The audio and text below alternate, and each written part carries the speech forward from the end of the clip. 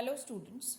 So in previous lecture we have discussed about the HPLC columns and we have discussed about the two detectors, that is UV visible detector, and we have discussed about the refractive index detector.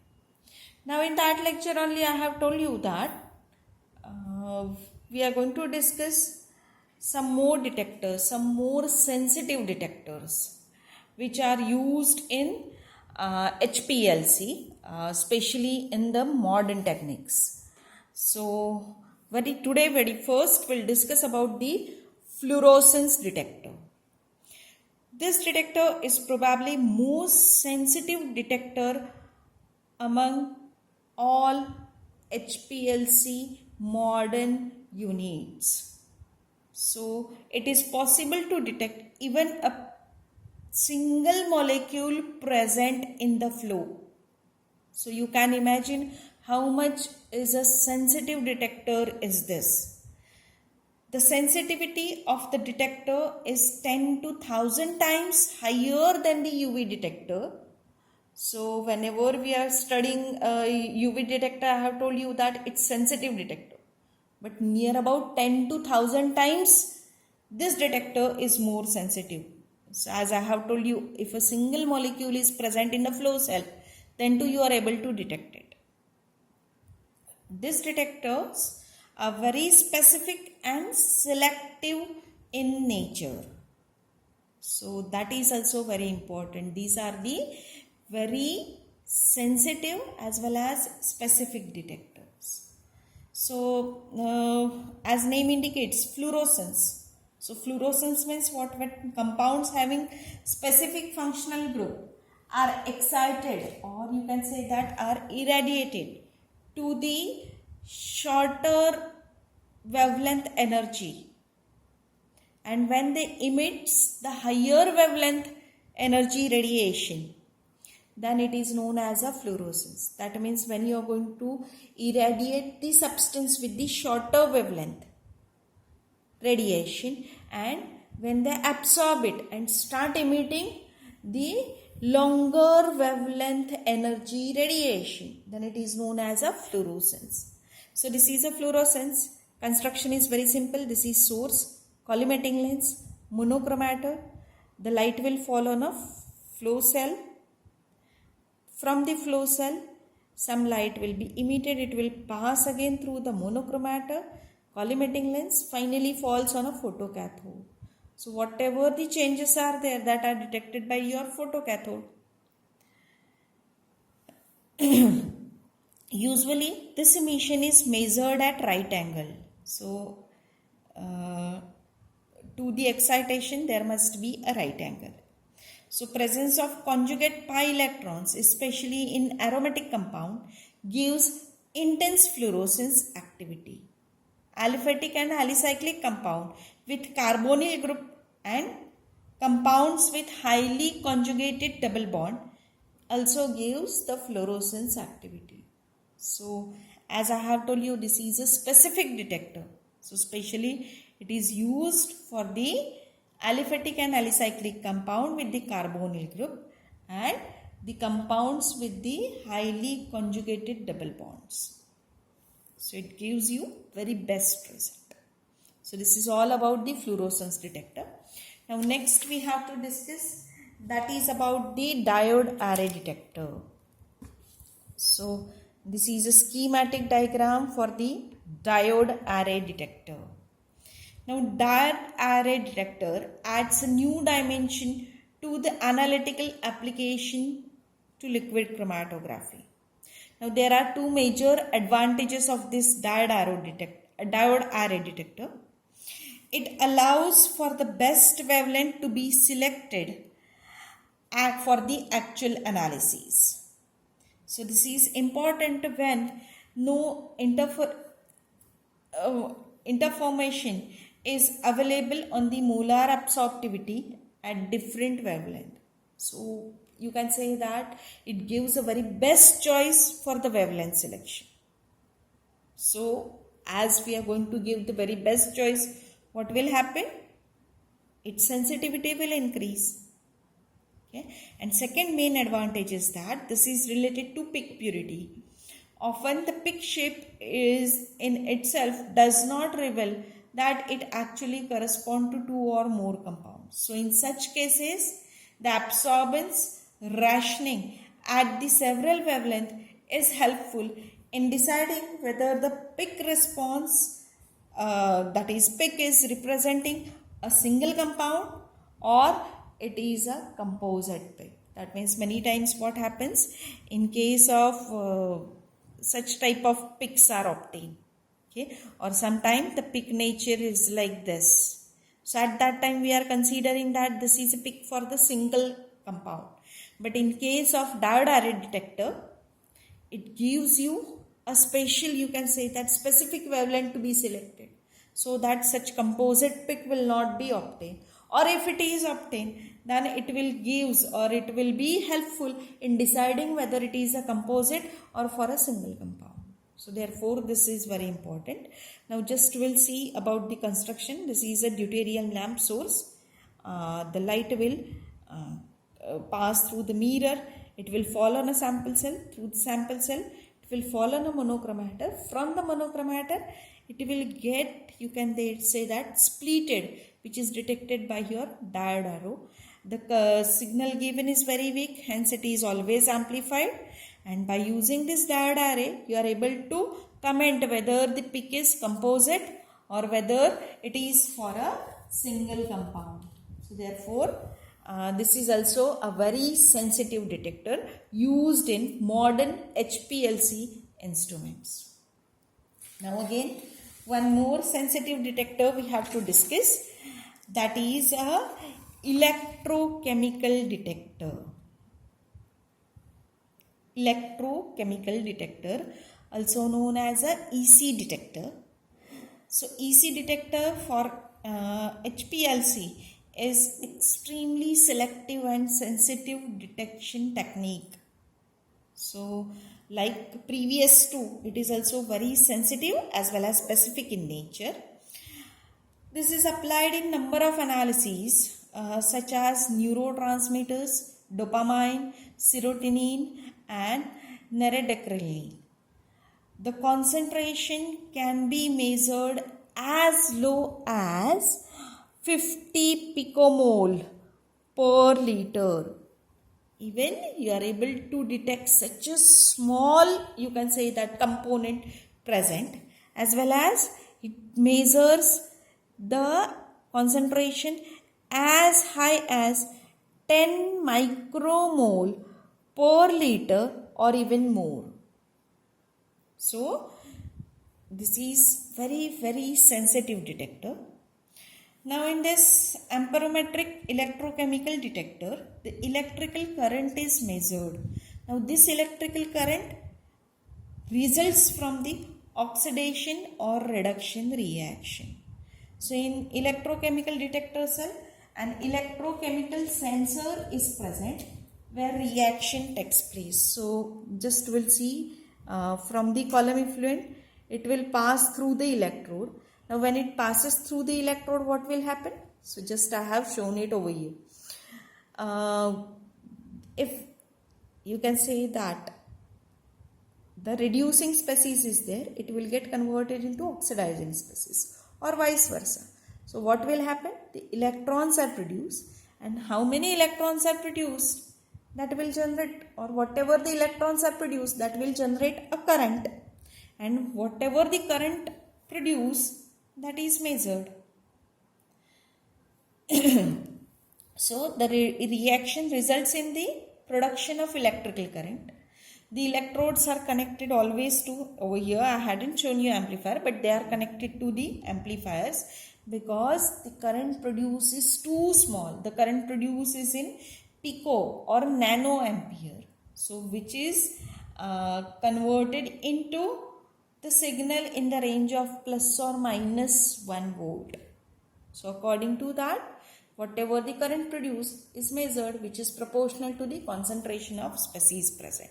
So this is also a very sensitive, you can say that, the electrode which is used in HPLC. So with this we have completed the instrumentation part of HPLC. Now we'll start with the applications of HPLC. Now there are so many applications of HPLC because HPLC is a versatile technique. So very first application we'll discuss about the qualitative and quantitative analysis. So by using HPLC, qualitative analysis of the sample is possible. In most cases, the very best method is retention time is used for the identification.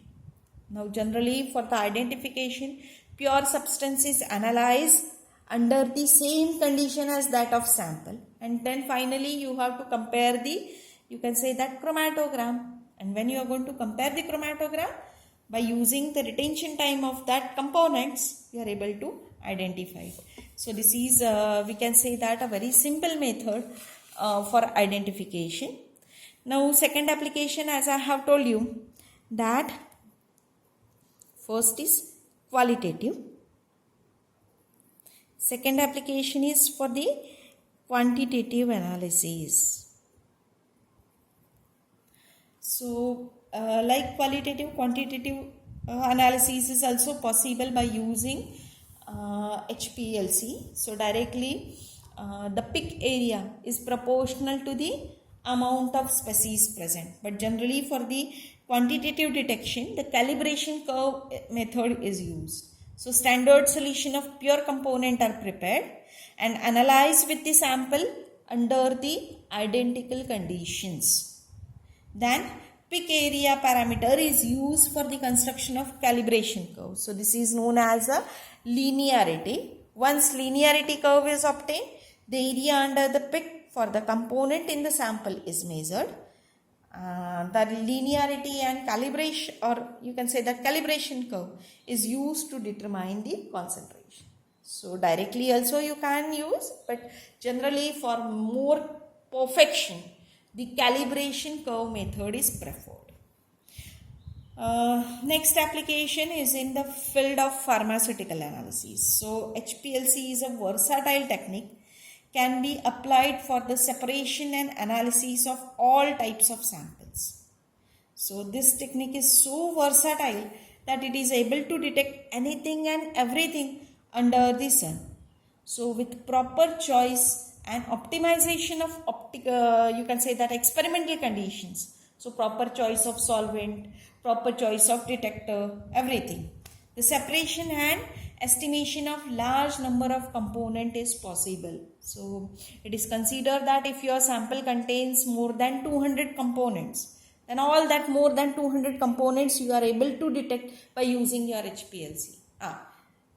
Yes, I am agree that every time the characterization, identification, even quantitative analysis is not possible for each and every component.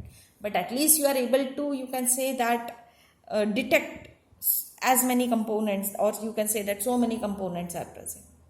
Okay. Now this is too sensitive technique by which the component present in the ppm range or even less than that is ppb range or even less than that, you are able to detect.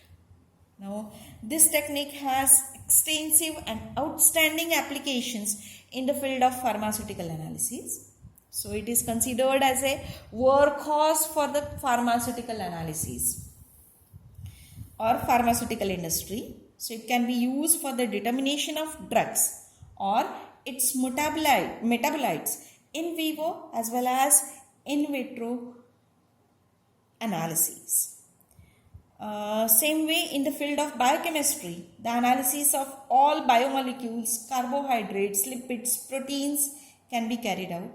Even bulk chemicals and fine chemicals can be separated, identified and analyzed by using HPLC. This technique is also effectively used in the field of, you can say that, environmental science. So in the analysis of pesticides, insecticides up to ppm, ppb level can be detected. Especially this technique is used to detect and analyze the polychlorinated biphenyls and other pollutants which are present in the trace amount in environmental sample. Now this technique finds extensive applications in forensic science also. So analysis of viscera, narcotics and related material is possible by using this technique. Clinical trials at various stages use this technique as an analytical tool for all quantitative measurements.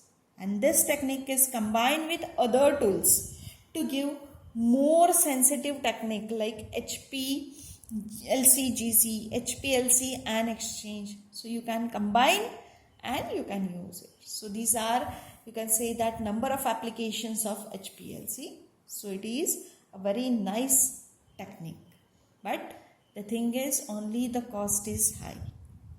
So this is all for your HPLC. So just I'll take a quick review what we have discussed. Very first we have discussed about the introductory part of HPLC. Then we have started with the principle, and then we have started with the instrumentation. So in instrumentation we have discussed with the carrier gas. Then we have discussed about the degassing system. We have discussed with the pressure pump. So 3 different types of pressure pumps we have discussed. Then mixing chamber also we have discussed. We have discussed about the pre-column and sample injection system. Then we have discussed about the columns and detectors. And finally we have discussed about the applications also. Now next we have to discuss, that is about the ion pair chromatography, or also known as paired ion chromatography. So it's a type of reverse phase chromatography which is used for the separation and detection of specially ionic species.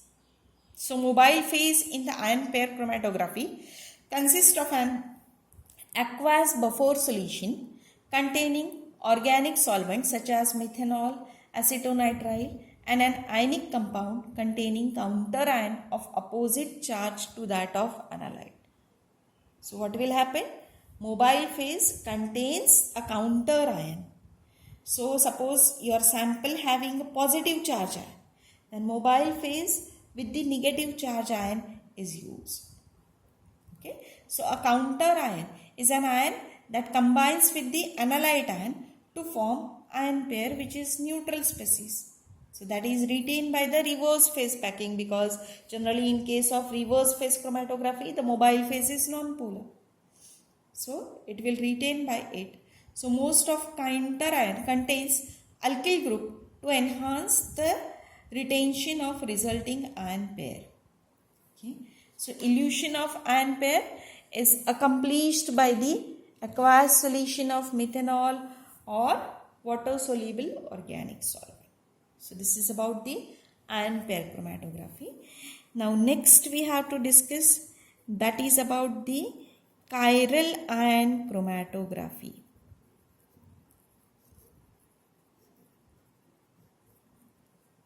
Chiral ion chromatography. So, or it is also known as a chromatography with the chiral stationary phase. So chiral stationary phase can be used for both in gas as well as in liquid chromatography. That means don't consider that it is only used for HPLC. It can be used for gas chromatography also. So generally this is used to separate optically active isomers. That is, it is used to separate the enantiomers. The chiral stationary phases are coated on a silica gel support. The coating is generally a polymeric material to which an optically active isomer is bonded. So we'll take a particular example.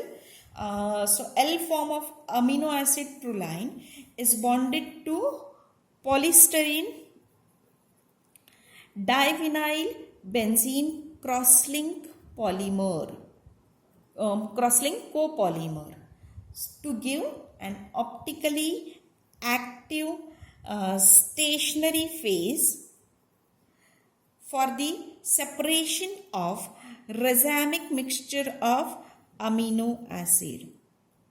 So the structure which I have drawn is a proline. Okay, so this is your proline, and this is bonded to your generally bonded to your silica gel. Okay, now in this application the copper ions are introduced into the solution of analyte enantiomers to be separated. So what will happen? Ternary complex is formed between stationary phase and amino acid and copper ion. So I'll repeat it. Ternary complex is formed between stationary phase, amino acid and the copper ion. So what will happen? When such a ternary, you can say that complex is formed, at that time this complex will differ from the D and L form, that is dextro and levo form of the analyte amino acid, and hence its separation is possible. So how that formation of complex takes place, that I will show you.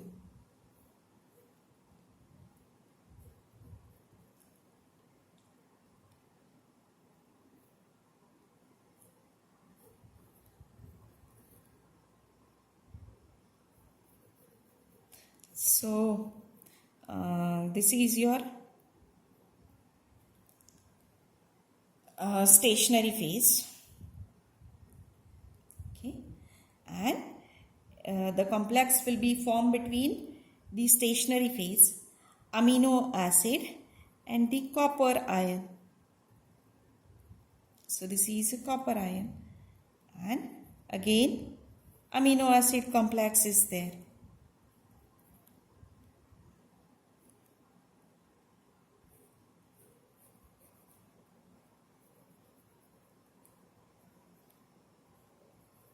So when such type of complex is formed, at that time it differs from the D form and L form of amino acid analyte, and hence its separation is possible. So this is all about the chiral ion chromatography. So with this we have completed our first unit, that is chromatography. If you have any doubt, please contact me. I'll upload the notes along with this. So write down notes within 8 days. Thank you.